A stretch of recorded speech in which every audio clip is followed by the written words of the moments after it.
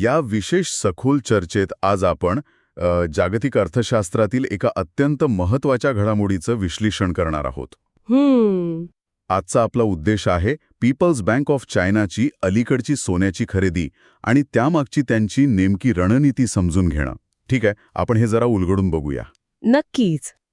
फेब्रुवारीच्या अधिकृत आकडेवारीनुसार चीनच्या मध्यवर्ती बँकेने त्यांच्या साठ्यामध्ये 30,000 औंस सोन्याची भर घातली आहे.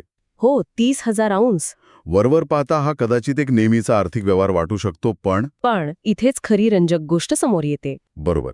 कारण ही काही फक्त एका महिन्याची खरेदी नाहीये, तर हा सलग 16वा महिना आहे जेव्हा चीनने असं सोनं खरेदी केलं आहे. 1.5 वर्षाहून अधिक काळ त्यांनी हा धडाका लावलाय. आणि इथली सर्वात लक्षवेधी गोष्ट म्हणजे ही कृती बाजारातील चढ उतारांचा फायदा घेण्याचा प्रकार अजिबात नाहीये. म्हणजे ऑपॉर्च्युनिस्टिक मार्केट टायमिंग नाहीये. अगदी बरोबर. तसा हा प्रकार अजिबात नाही. कसे ना, हा एक अतिशय जाणीवपूर्वक आखलेला आणि अत्यंत शिस्तबद्ध असा दीर्घकालीन धोरणात्मक निर्णय आहे. इतका प्रदीर्घ काळ सातत्याने खरेदी करत राहणं हे त्यांच्या एका स्पष्ट दृष्टिकोनाचं लक्षण आहे. बाजारात सोन्याचे भाव काहीही असोत, त्यांची खरेदी सुरूच आहे. मग आता या सगळ्याचा अर्थ काय? रोजच्या मार्केटच्या गोंधळात आपण अनेकदा अशा मोठ्या ट्रेंड्सकडे दुर्लक्ष करतो. हो, तसं बऱ्याचदा होतं.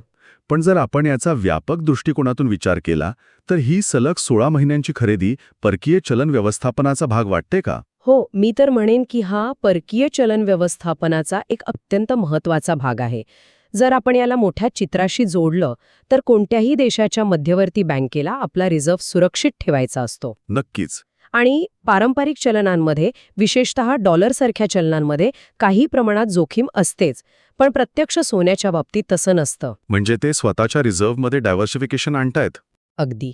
एकाच चलनावर अवलंबून न राहता देशाच्या परकीय चलन गंगाजळीत विविधता आणण्यासाठी मौल्यवान धातूंचा साठा ते पद्धतशीरपणे मजबूत करत आहेत. आणि हे आपल्यासारख्या साध्या गुंतवणूकदारांसाठी किंवा आर्थिक घडामोडींचा अभ्यास करणाऱ्यांसाठी का महत्त्वाचं आहे? कारण जागतिक स्तरावरील मोठ्या संस्था एका रात्री निर्णय घेत नाहीत.